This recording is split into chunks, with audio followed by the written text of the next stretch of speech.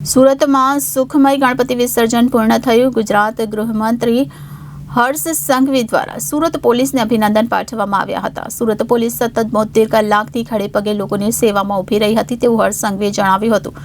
Surat police 72 કલાકમાં તેમના ઘરનો દરવાજાઓ પણ જોયા નથી તેવું વધુમાં જણાવ્યું હતું અને સુરતના થયેલ પથ્થરમારા મામલા પછી વાતાવરણ તંગ બન્યું હતું ત્યારે ગણપતિ વિસર્જન પૂર્ણ થતા પોલીસે હાશકારો લીધો હતો.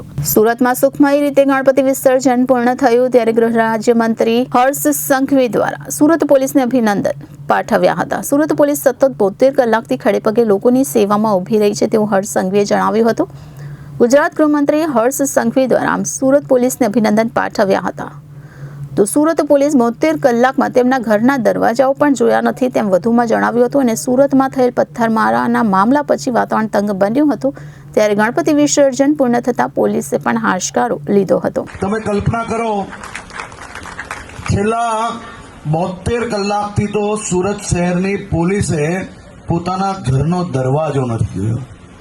સાહેબ, એક દિવસ પહેલા ઈદ હોય ને બીજા દિવસે ગણપતિજીનું વિસર્જન હોય, 2 દિવસ આ બંદોબસ્ત હજી કાલ સવાર સુધી ચાલશે. પરમ દિવસ સવારનો લાગેલો બંદોબસ્ત કાલ સવાર સુધી જ્યારે ચાલવાનો છે ત્યારે જ્યારે આપણી ગુજરાત પોલીસ, સુરત પોલીસના એક અધિકારી, એક જવાનો તમારા સૌના તહેવારો સારી રીતે બની શકે તે માટે રાત દિવસ એક કરી છે.